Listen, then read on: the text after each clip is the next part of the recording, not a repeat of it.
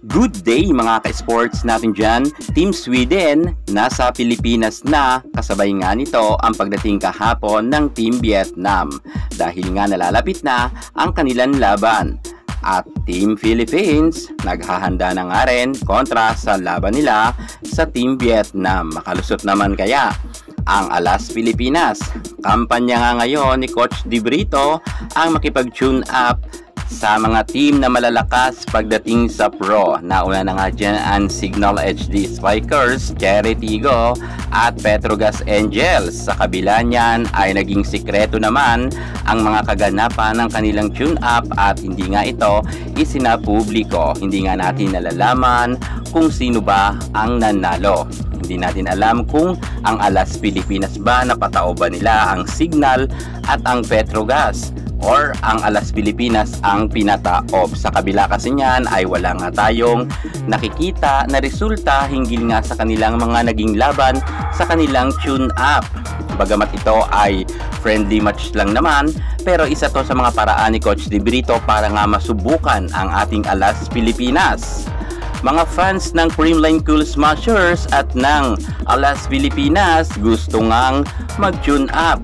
Subalit, bakit kaya hindi ni Coach Di Brito ito ginawa? Ano-ano kaya ang mga dahilan kung bakit hindi natin namamataan or wala nga tayo nakikitang schedule na mag-tune up nga ang Creamline Cool Smashers at ang Alas Pilipinas? Kung sakasakali makalusot kaya ang Alas Pilipinas sa champion team na Creamline Cool Smashers, ating pag-uusapan yan. Pero bago ang lahat, subscribe ka muna. I-click ang ating notification bell para lagi kang updated sa lahat ng issue sa volleyball. Susunod na.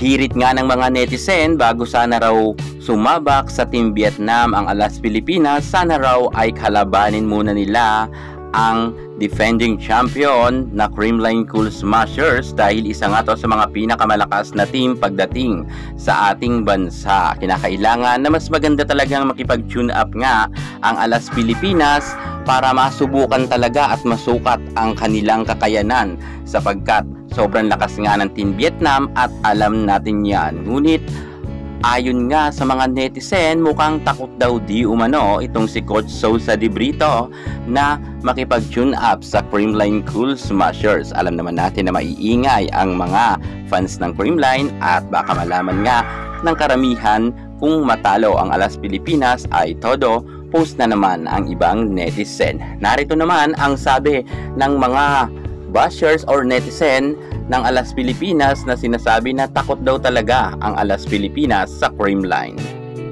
Ayon nga sa isang komento, sinabi niya, honestly, nakakahiya kasi kung sakaling matalo sila sa CCS.